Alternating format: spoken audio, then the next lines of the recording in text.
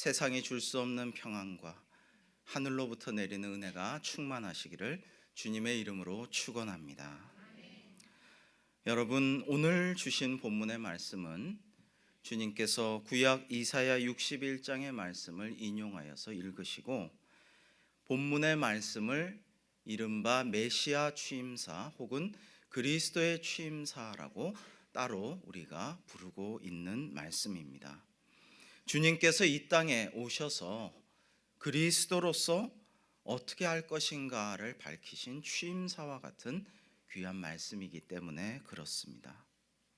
주님은 이 말씀에서 하나님의 성령이 우리 예수님께 임하신 것은 우선 가난한 자에게 복음을 전하게 하시려 함이라고 밝히고 있으십니다. 주의 성령이 내게 임하셨으니 이는 가난한 자에게 복음을 전하게 하시려고 내게 기름을 부으시고라고 말씀하십니다.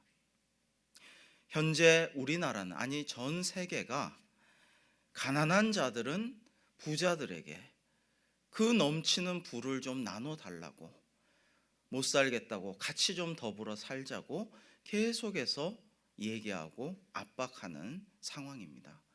그런 사람들을 말하자면 진보 세력이라고 할 수 있겠죠. 그런가 하면 부자들은 계속해서 말합니다. 왜 우리가 땀 흘려 애써 남보다 더 노력해가지고 부를 축적한 것을 너희들은 달라고 하느냐. 이것을 지키기 위해서 굉장히 고군분투하면서 애를 쓰고 있습니다. 이들은 보수 세력이라고 할 수 있습니다. 이 둘의 진보와 보수의 대립은 날로 심각해져 가고 있으며 나아질 기미는 잘 보이지 않고 있습니다. 서로가 결코 양보할 수 없고 상대방의 말에 귀 기울이지 않는 각 진영의 논리가 있습니다. 우리 그리스도인들은 이것을 어떻게 바라보고 또 어떻게 행동해야 할까요? 성경 말씀에 우리는 좌로나 우로나 치우치지 말라고 하셨습니다. 그러므로 좌편의 편을 들거나 우편의 편을 드는 것은 우리 그리스도인이 할 일이 아닙니다. 우리는 오직 그리스도의 말씀을 듣고 그리스도께서 어떻게 하셨는가 깨달음을 받고 우리도 그리스도와 같이 해야 주님의 제자인 줄로 믿습니다. 정치적인 논리나 사회적인 현상이나 나의 신념, 나의 이념에 따라서 움직이는 것이 아니고 주님이 어떻게 하셨는가, 주님이 뭐라고 하셨는가, 그리고 우리가 주님의 제자라면 어떻게 해야 할 것인가, 거기에 따라 살아야 그리스도인이라고 할 수 있겠습니다. 사랑이 목마른 자에게는 어떤 값비싸고 귀한 것도 다 필요 없고 애정을 쟁취하는 것만이 관심이 있습니다.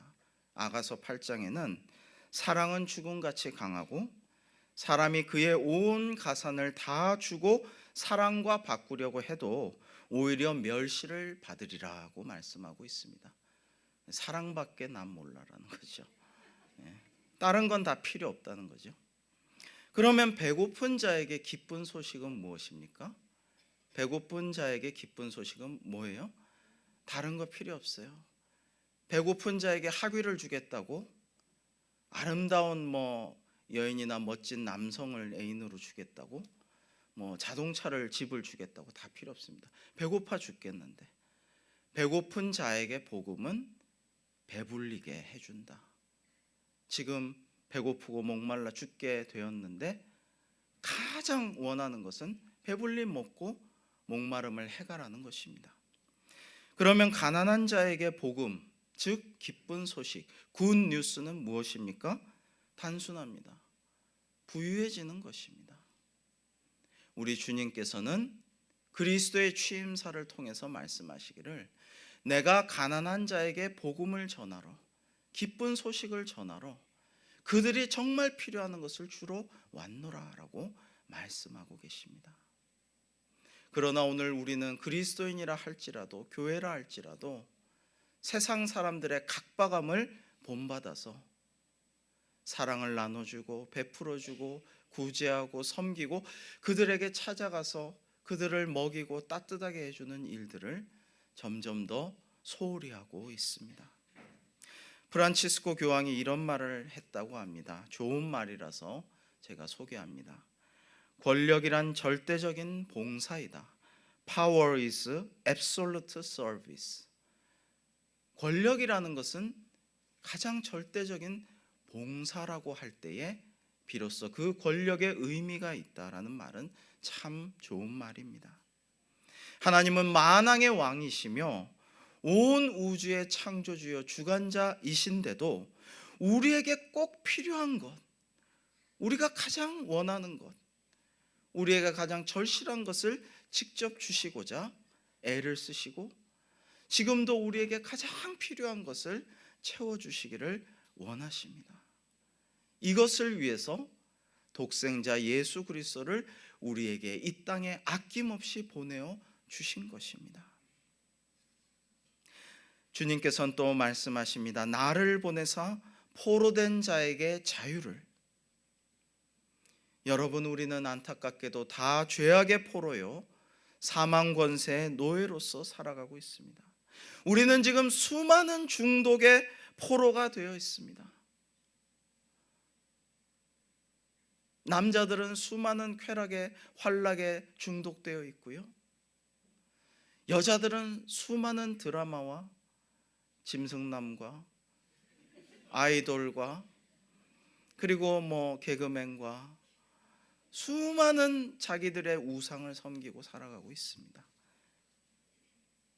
아이돌이 우상이란 뜻이에요. 우리 아이들은 어떻습니까? 우리 사랑하는 귀여운 아이들조차 저 저주스러운, 정말 저주하고 싶은 게임들, 인터넷, 핸드폰, 온갖 물질과 쾌락의 기계들에게 사로잡힌 포로로서 살아가고 있습니다. 때로는 온갖 잡다한 별것도 아닌 레고니 피규어니 온갖 허접하고도 난잡한 것들 때문에 신앙생활이나 영적인 것들을 도외시하고 정말 장래와 미래를 위해 준비할 시간을 빼앗기고 가족과 인간관계를 다 외면하고 있습니다. 주님은 우리가 스스로 이길 수 없는 이 중독들, 우리를 억누르고 우리를 포로되고 우리를 매여있게 하는 이 권세들로부터 우리를 해방시켜서 자유케 하시려고 오신 줄로 믿습니다. 주께서 그렇게 말씀하셨습니다. 나를 보내사 포로된 자에게 자유를 주게 하시려고 하나님께서 나를 보내셨다고 말씀하셨습니다. 우리 한국교회 선배 그리스도인들은 포로된 결의 독립을 하나님께 간절히 기도하면서 마라나타 주님 오시기를 기다렸습니다. 주님께서는 죽었던 나사로를 살리시고 수족이 배에 동여지고 그 얼굴은 수건으로 꽁꽁 가리워진 그를 위해 사람들에게 말씀하셨습니다. 풀어놓아 다니게 하라. 저는 주님께서 나사로를 위해 사람들에게 하신 그 말씀을 생각할 때마다 큰 은혜와 감동을 받습니다. 풀어놓아 자유롭게 다니게 하라. 사랑하는 성도 여러분, 우리가 많은 것에 묶여 있고 매여 있고 꼼짝 못하게 구속되어 있거든. 우리를 위해 이 땅에 오신 그리스도의 그 선포를 기억하면서 주님, 오늘도 내게 찾아오셔서 내 수족을 묶고 있는 배와 내 얼굴과 눈을 가리운 그 수건과 나를 억누르는 무거운 죄의 사슬을 풀어주셔서 나를 자유롭게 해방시켜 주시고 마음껏 다니게 하여 주시옵소서. 그렇게 기도하는 우리 모두가 될 수 있기를 주님의 이름으로 축원합니다. 또한 눈먼 자에게 다시 보게 함을 전파하러 오셨습니다. 많은 사람들이 영적으로 정신적으로 지금 눈이 멀어 있습니다. 육체적으로만 눈먼 것이 아니라 모든 부분에서 눈멀어 있습니다. 하나님의 형상을 입고 태어난 우리가 원래 눈먼 것은 아닐진데 우리는 물욕으로 인해서, 명예욕으로 인해서, 허영으로 인해서, 야망으로 인해서 정욕의 모든 이생의 자랑과 안목의 그런 모든 더러운 것들로 인해서 눈멀어 있습니다. 쾌락에 눈멀어 있습니다. 금년에 놀라운 사실 중에 하나가 수십 년간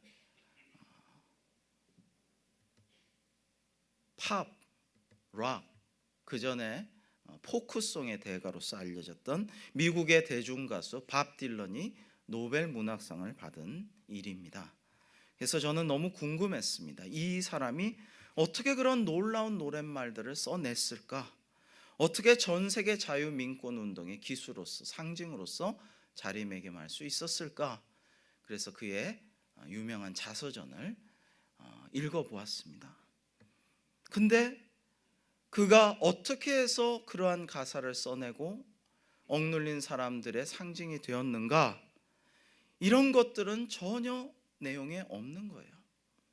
그런 내용은 없고, 밥 딜런은 자기는 그냥 먹고 살기 위해서, 가족들을 부양하고 잘 함께 사랑하며 살기 위해서, 그리고 내 예술적인 지향성을 찾아가면서 실험해 가면서 이것도 써보고 저런 노래도 만들어보고 이런 연주도 해보고 이랬는데, 사람들이 자기를 괴물로 만들었다는 거예요.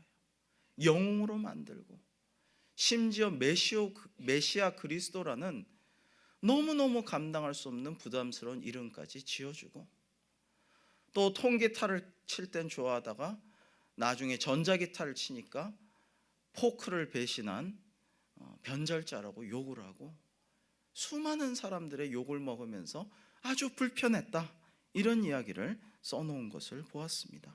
참 의외였습니다. 사람들은 자기 멋대로 자신을 해석하고 부담스러운 칭호를 붙여주고 영웅시하면서 밥 딜런과 가족들에게는 엄청난 숭배라기보다는 희생을 강요했다는 것입니다. 책에 보면 히피나 여러 세계에서 온 많은 민권 운동가들, 그의 추종자들이 밥 딜런의 집에 허락도 없이 마구 쳐들어옵니다. 막 쳐들어와요. 절대 허락받지 않고.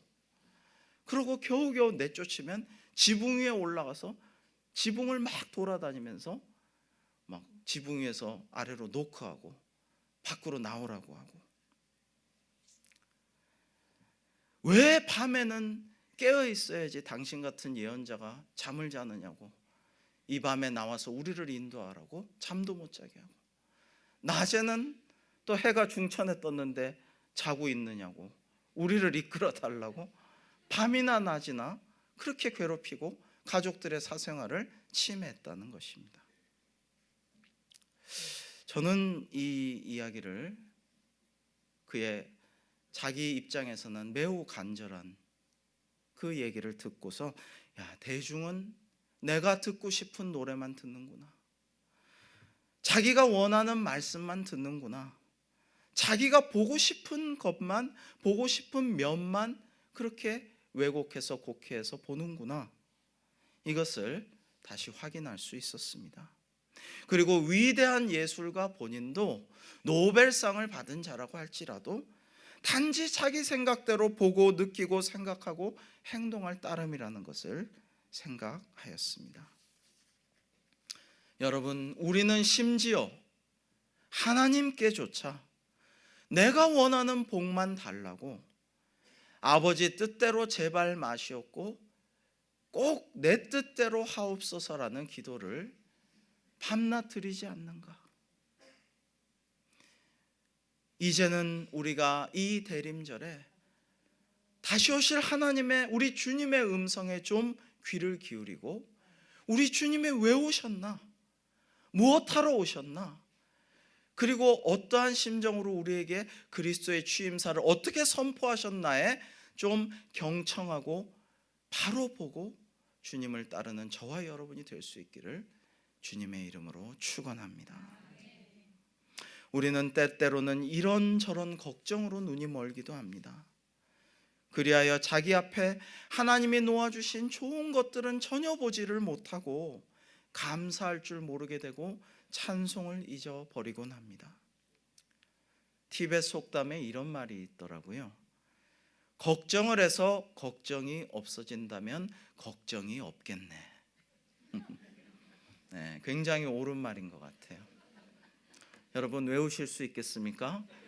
걱정을 해서 걱정이 없어진다면 걱정이 없겠네. 네, 이렇게 자발적으로 따라해 주시고 감사합니다.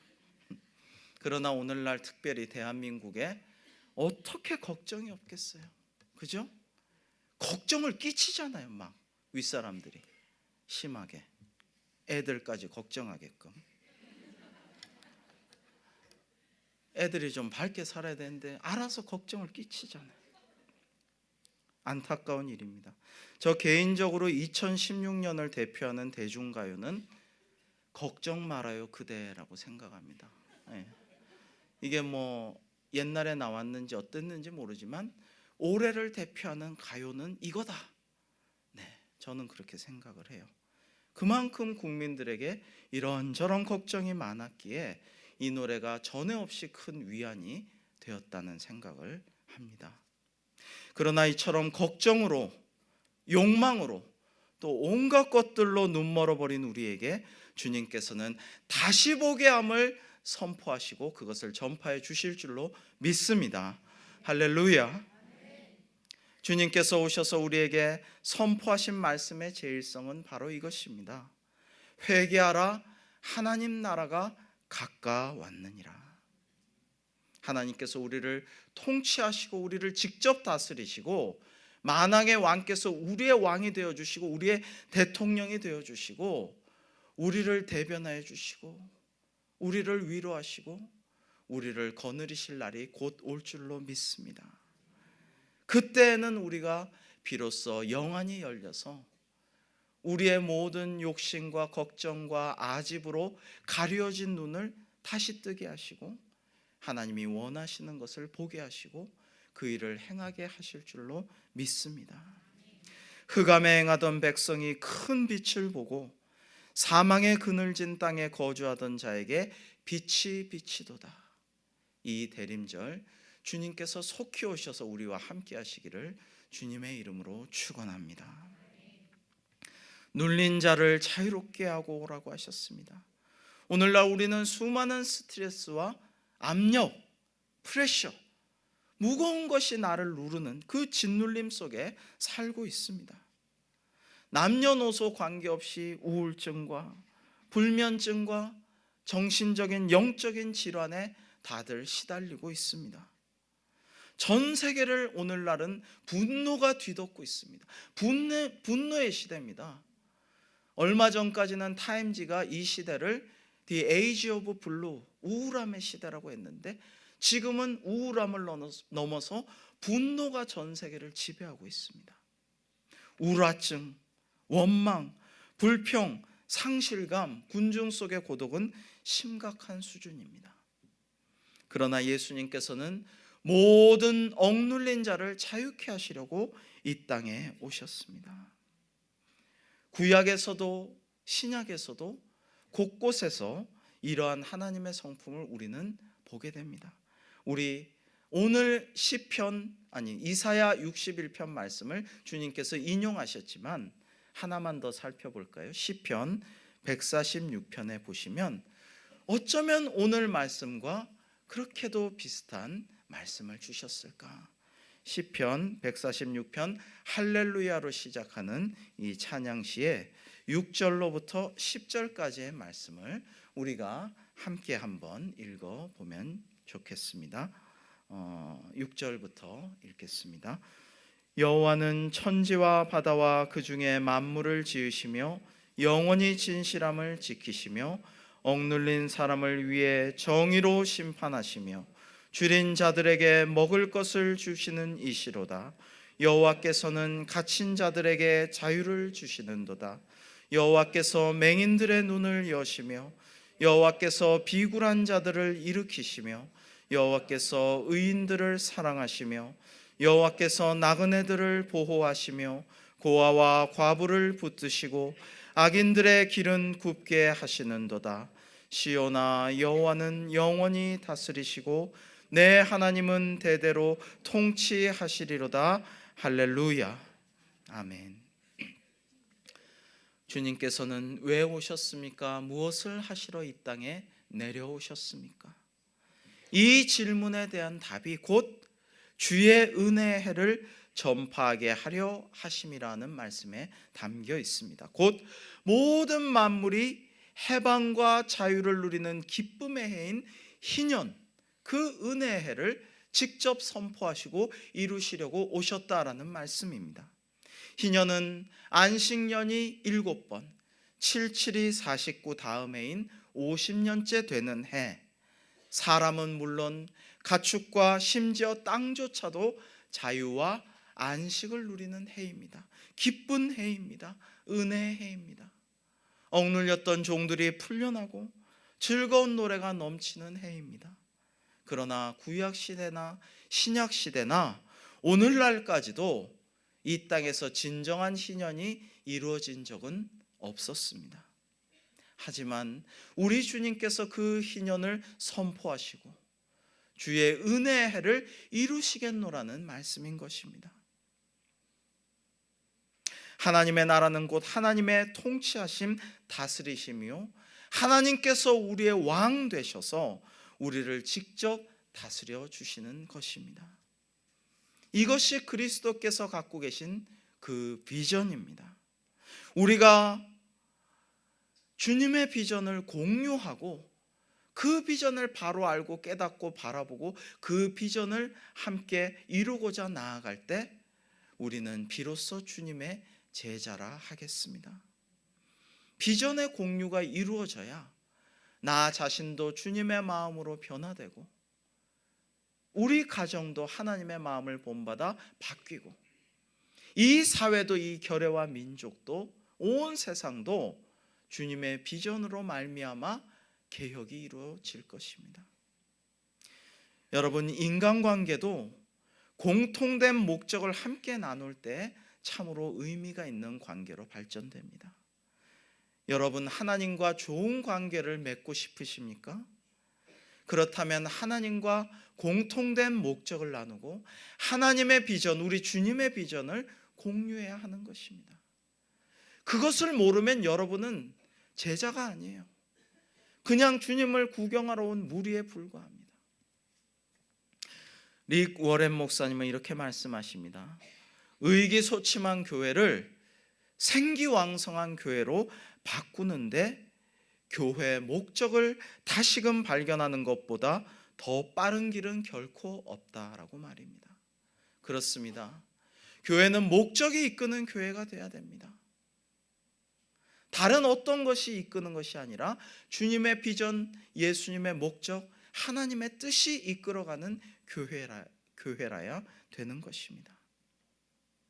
이를 위해서 우리는 주님께서 왜 오셨나? 근본을 알아야 돼요. 주님의 뜻이 무엇인가? 우리에게 선포하신 그리스도의 취임사가 무엇을 말하고 있는가? 그런데 책을 덮어 이것을 맡은 자에게 주시고 앉으시니까 회당에 있는 자들이 다 주님을 주목하여 보았지만은 예수님께서는 이 글이 오늘 너희 귀에 응하였도다 하셨지만은 그들은 기껏 이 은혜로운 말씀을 듣고 하는 말이 와, 놀랍다. 근데 이 사람 요셉 아들 아니냐? 목수 요셉의 아들내미 아니냐? 기껏 그런 얘기를 하고 그런 쑥덕거림을 하고 있습니다. 그리고 너무나 안타깝게도 이후에 주님과 말씀을 나누면서 이들은 화가 나서 어떻게 합니까? 회당에 있는 자들이 이것을 듣고 주님의 말씀 듣고 다 화가 나서 주님께서 선지자는 고향에서 환영을 못 받는다 하시니까 우리를 무시해? 자기가 뭔데? 이러면서 주님을 낭떠러지로 끌고 가서 거기서 밀쳐 떨어뜨려 죽이려고 했지만 아직 때가 되지 아니하였으므로 주님이 그들 사이를 지나가셨습니다. 여러분, 그리스도의 이 은혜롭고 놀라운 취임사를 바라셨는데도 마땅히 받아야 할 찬사와 그들의 아름다운 환영의 말과 감사의 말은 듣지 못하였고 오히려 낭떠러지로 우리 주님을 참남하게도 끌고 가서 밀어 떨어뜨려 죽이려는 그러한 반응에 예수님이 맞닥뜨렸음을 우리가 보는 것입니다.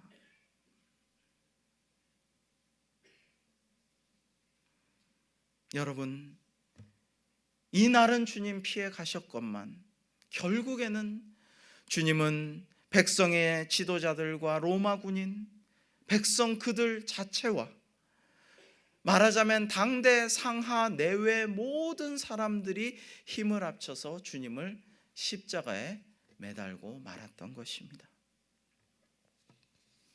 우리도 하나님의 뜻을 바로 전하고 세상에 선포하고 주님의 뜻을 따를 때에는 고난도 당하고 오해도 당하고, 네가 뭔데 이런 행동을 하느냐, 너 참 의심스럽고 수상한 놈이다, 너는 참 별난 녀석이구나, 너는 왜 이렇게 전체 화목을 해치는 행위를 하느냐, 이런 말을 들을지 모르지만 우리는 세간의 평가나 이목에 너무 일희일비하고 너무 신경 쓸 것이 아니라 우리가 정작 신경 써야 될 것이 무엇인가?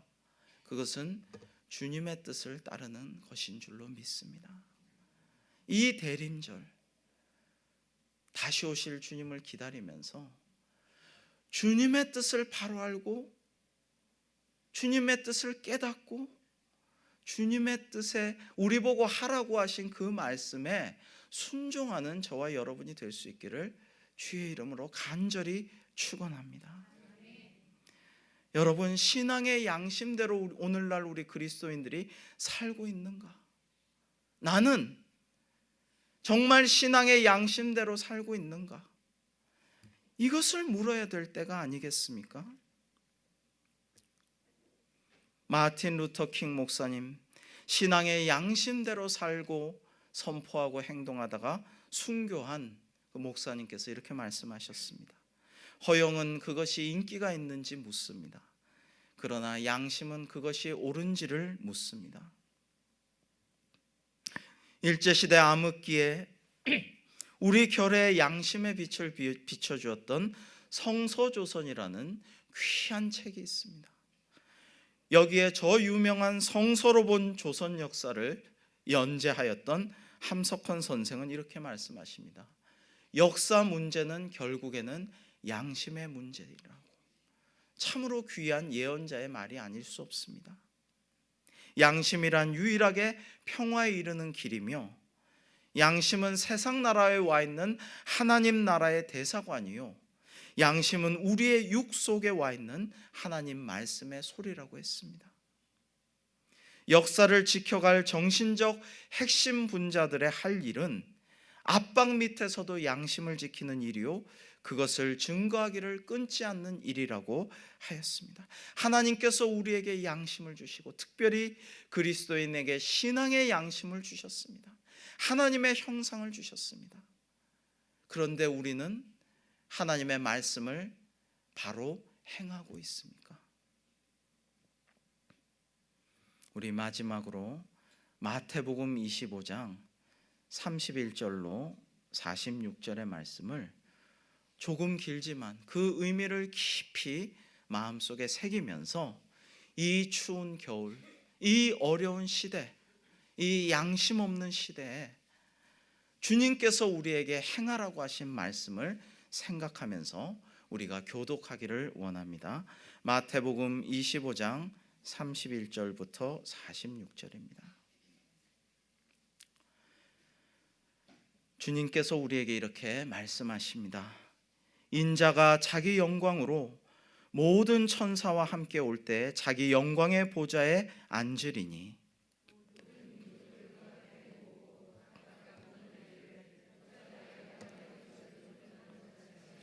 양은 그 오른편에 염소는 왼편에 두리라.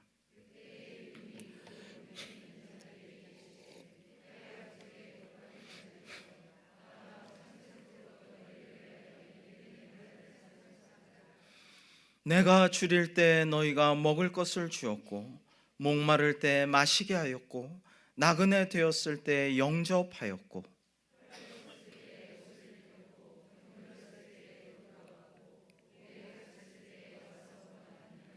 이에 의인들이 대답하여 이르되 주여 우리가 어느 때 주께서 줄이신 것을 보고 음식을 대접하였으며 목마르신 것을 보고 마시게 하였나이까.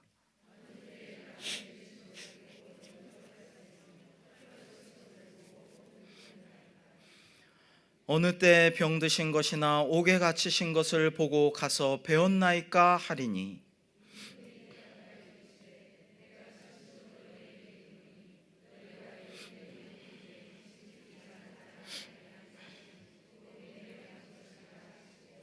또 왼편에 있는 자들에게 이르시되 저주를 받은 자들아 나를 떠나 마귀와 그 사자들을 위하여 예비된 영원한 불에 들어가라.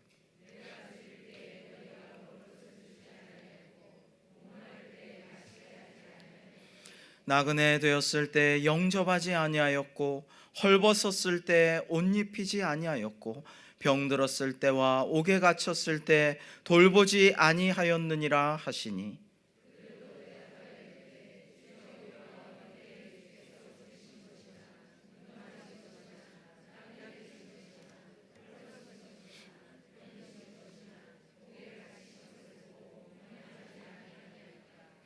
이에 임금이 대답하여 이르시되 내가 진실로 너희에게 이르노니 이 지극히 작은 자 하나에게 하지 아니한 것이 곧 내게 하지 아니한 것이니라 하시리니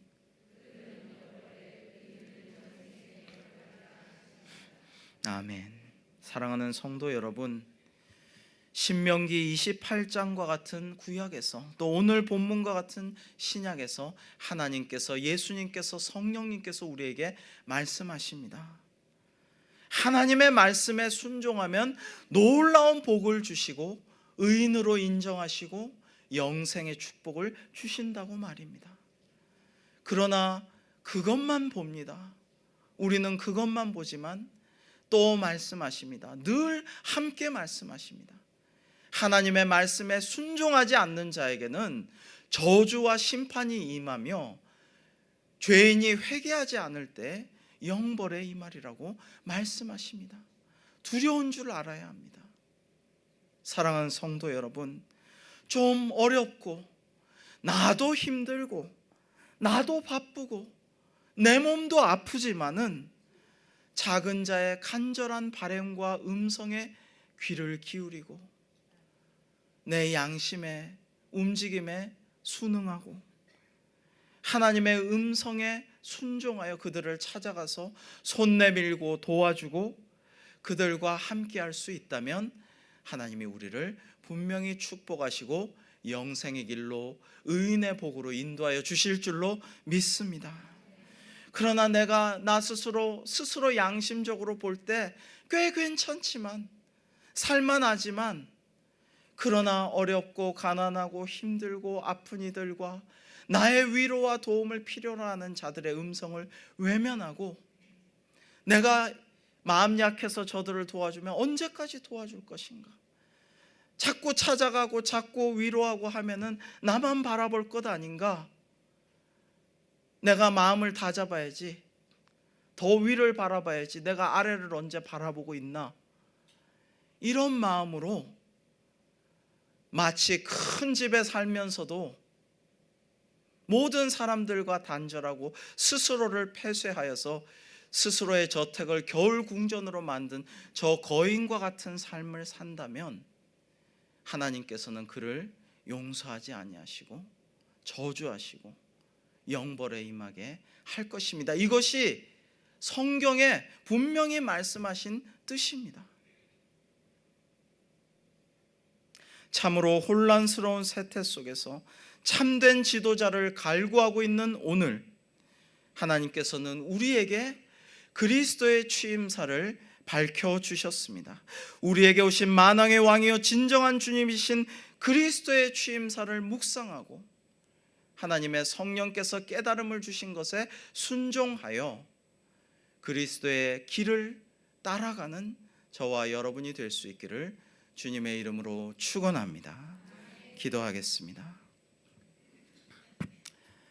아버지 하나님, 독생자 예수 그리스도를 우리를 위하여 이 땅에 보내어 주시고 오늘 말씀을 통하여 주님께서 무엇을 하러 오셨는지를 그리고 우리는 무엇을 행해야 할지를 말씀하여 주시니 감사를 드립니다. 우리도 주님을 따라서 옳은 길, 의의 길, 자유와 해방과 하나님의 나라를 확장하는 길을 걸어가게 하여 주시옵소서. 그것이 대림절 다시 오실 주님을 맞이하는 우리 그리스도인들 주의 제자들이 가져야 할 마땅한 자세임을 깨닫게 하시고 그러한 삶을 기도하며 나아가게 하여 주옵소서. 예수님의 이름으로 기도하옵나이다. 아멘. 이 시간 다 함께 찬송가 104장을 부르시겠습니다.